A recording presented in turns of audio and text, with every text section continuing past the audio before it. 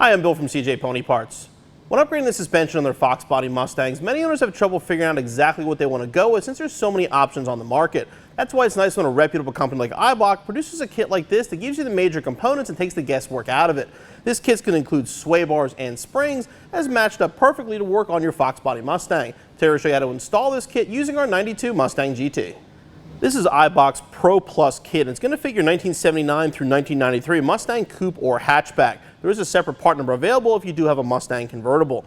The kit includes everything necessary to improve the handling on your Mustang, at the same time decreasing body roll and nosedive when heavy braking. Starts off with the Eibach's tried and true Pro Kit springs, which are progressive rate spring, will lower your Mustang approximately 1.5 inches all the way around. Tied into that is going to be their sway bar kit, which has a 36mm front and 25mm rear, which will be much larger than your factory ones and do a much better job. Finishing it all off is a set of end links and all the hardware necessary for installation.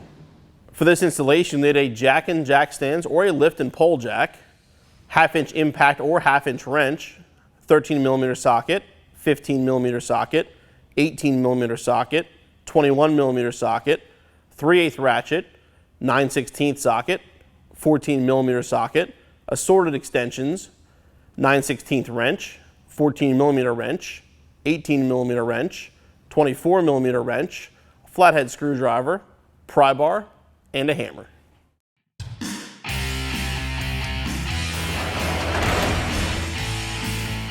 First step in the process of the installation, we're going to remove all 4 wheels, get the car off the ground, and ready to get started. In case you missed him in some of our other videos, this is Freddie. He's going to be assisting me in some of our install videos on the Mustang. He's also going to handle some of our truck and Focus stuff as well.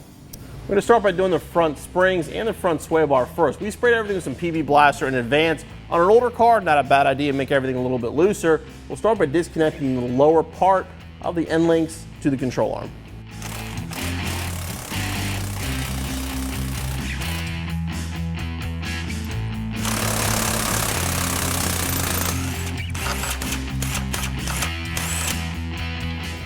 To remove the links, moving the bushing on the bottom.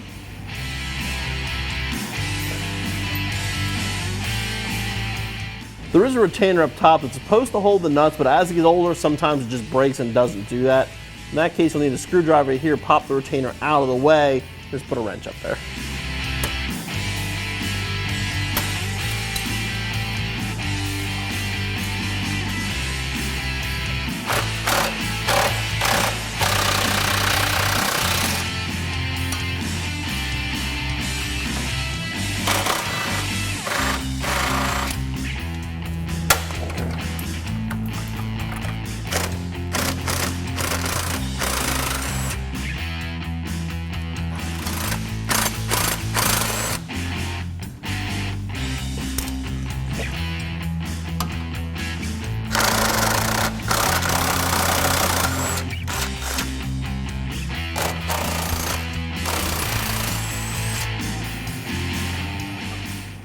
Now we're going to remove the sway bar through the splash shields.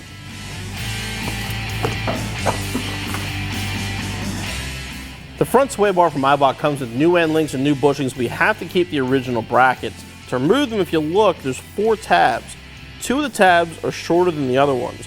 You work from the side with the short tab, just get a little screwdriver in there, simply pop the tabs free, and remove the bracket.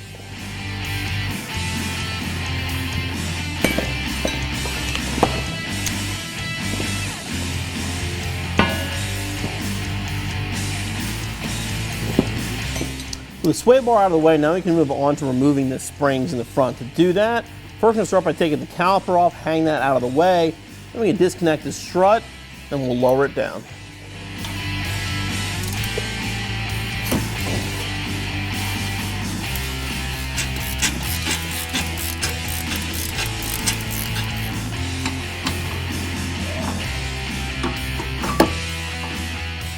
Now Freddie's going to get the jack under the control arm. We're going to support this, because now what we're going to do, disconnect the strut at the tower and then lower the whole thing down, and that allows us a better chance of getting the spring out.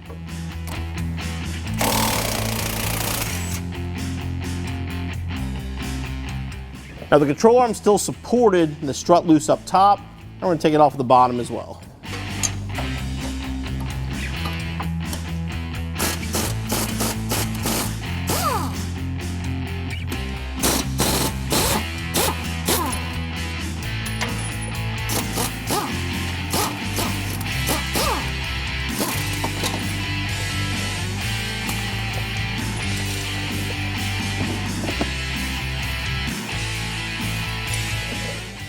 Now you want to hold on to the spring while we carefully pry it out.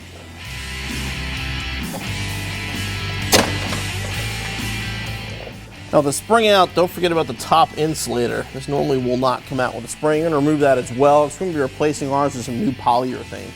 Here you see two things. One is the comparison between the stock spring and a new Eibach spring. Obviously our Eibach is going to be much lower. Progressive rate spring is also going to do a lot more performance and ride better. And you can also see the condition of the factory insulator. Definitely have to be replaced. You're going to be replacing the worn out rubber isolators with these units from Prothane. These are polyurethane, be a lot stronger than the factory ones. That includes a new upper mount and a new lower mount. The lower mount basically is thread on to the coil spring.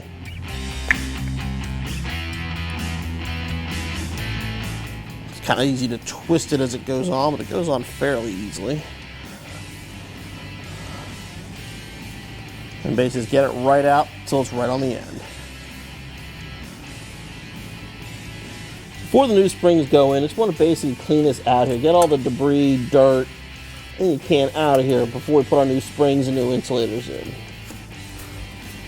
And if you look at the lower control, you can see there is a little cutout where that spring is going to go. Just line it up, then we got to push it in place here.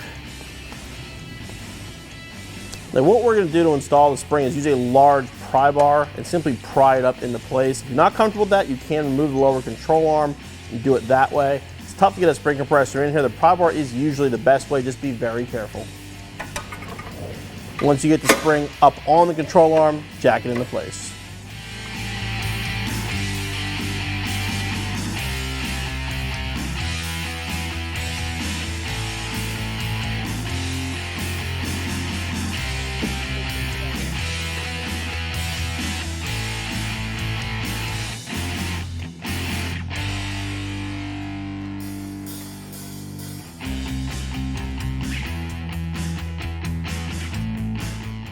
Now we're going to put the strut back up into place.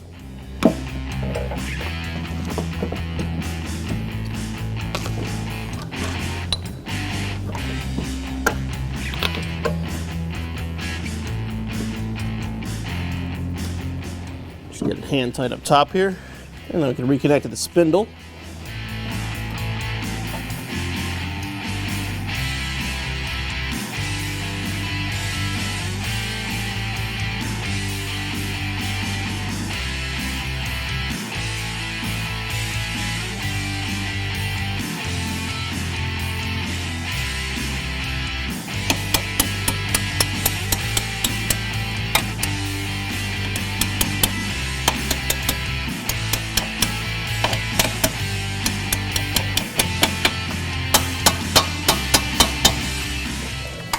Now we can tighten down the strut.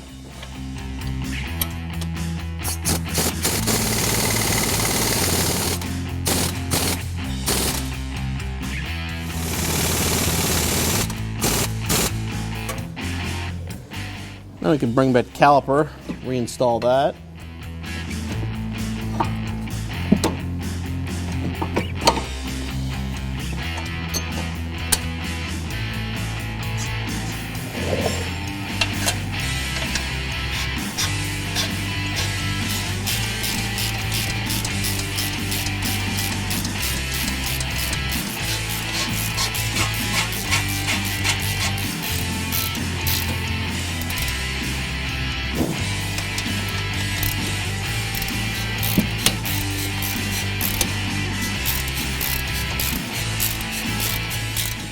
Once everything's tight down there, the last step is to tighten the nut for the strut.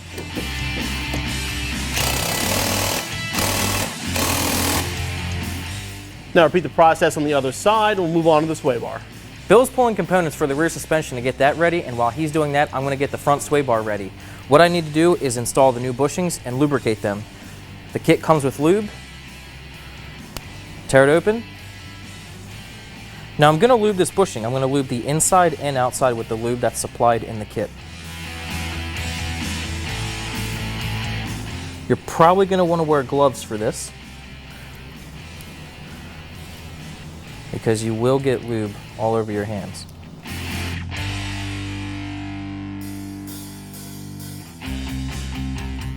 If you don't lube these properly, the bushings will wear prematurely and they might squeak as well.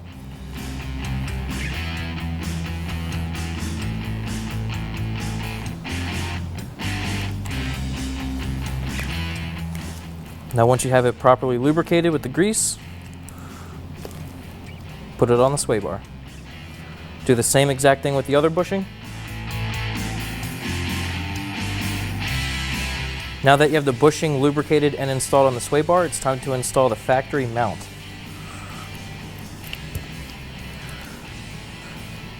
So installing this bracket, it installs the same way as you took it apart. You put the long tabs in first.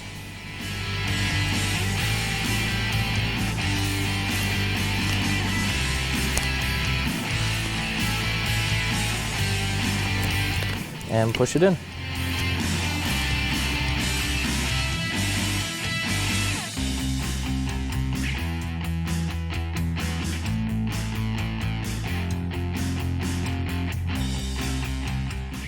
Now that Freddie has the bar ready, we can put it back into place.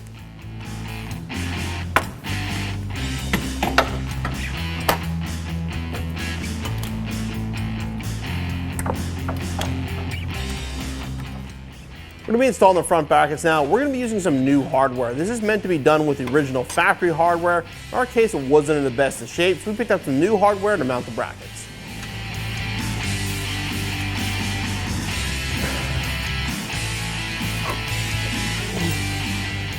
We'll just get them hand tight for now.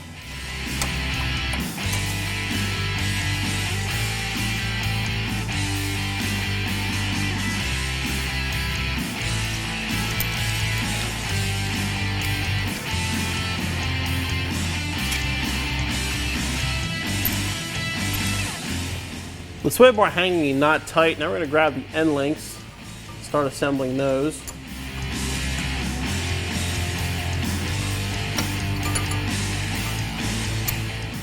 These come assembled, so just take them apart and put them back together the exact way they were assembled.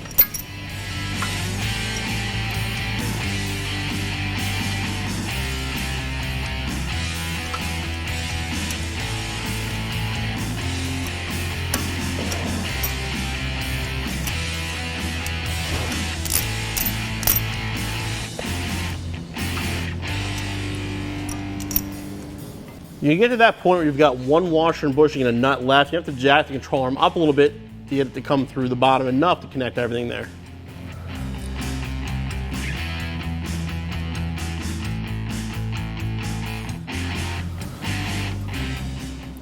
And again, just get a turn on that, get it hand tight for now, do the other side. That way you have a little bit of play to get everything to line up.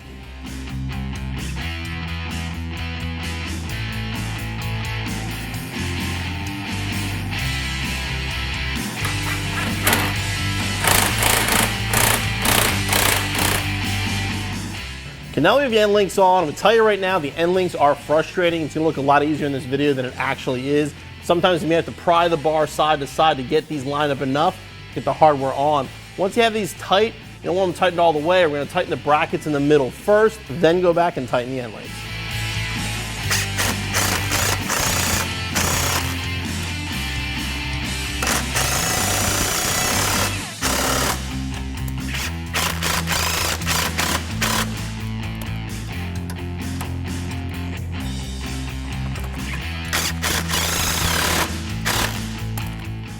Now these you don't want to over tighten. You want to start tightening them just till the bushings start to squash a little bit, you're good.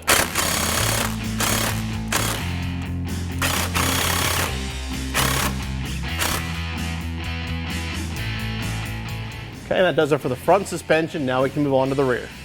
The rear suspension is a little bit easier. To get the sway bar off, you have 2 bolts on each side. It's going to simply be removed. There's no brackets to worry about. When you get the spring out, you just remove the bolt in the back of the control arm, lower the control arm, and the spring will come out.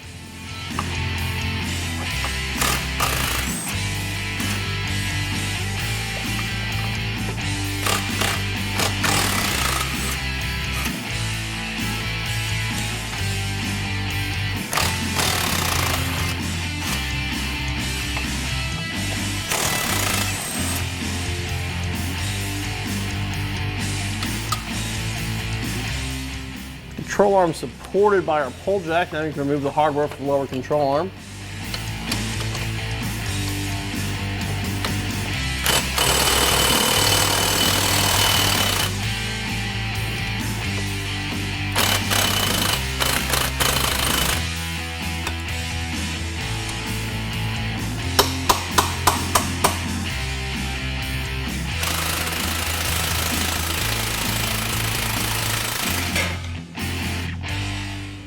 Okay, now we can lower the control arm down.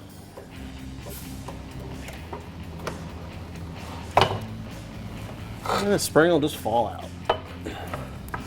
Make sure it comes out with the upper, and then don't forget to remove the lower insulator. Just like in the front, we're installing the new springs and the new Prothane polyurethane upper and lower mounts. So I'm putting the lower mount into place. Need a little lubricant to get that on there. Make sure it's centered. The spring will do the rest of the work.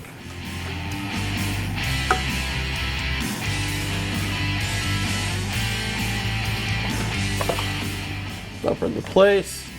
Tails back of the car like always, and put the control arm back up into place. And we have to use a pry bar just to line this up.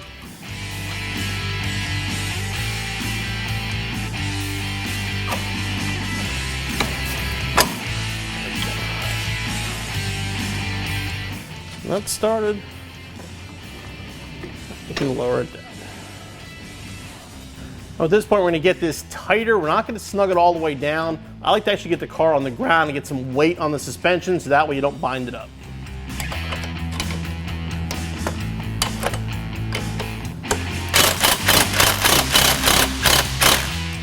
And we'll tighten it all the way down once it's back on the ground. Now I want to repeat the process on the other side with the passenger side spring and control arm. And now we can put our new sway bar up into place. Freddie's going to give me a hand. He's going to get the hardware started.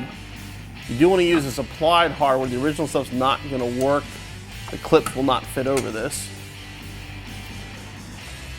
The nuts and these, you'll just get a couple threads to get them started. They are designed to lock into place, so once you tighten them down, they are going to be a lot tighter. Once all four are installed, now we can tighten them down.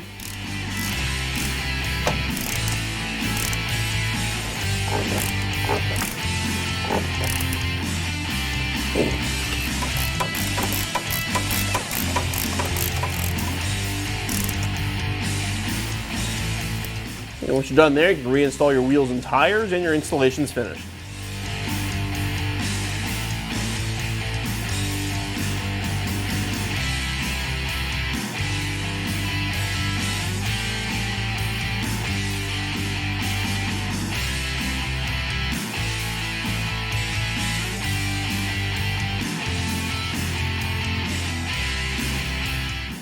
The Eibach Pro-Plus Suspension Kit gives our 92 GT a nice flat stance. With the progressive springs and a larger roll bar, it's going to handle a lot better with a lot less body roll as well. The installation is time consuming. Figure about 4 to 5 hours and be back on the road in no time.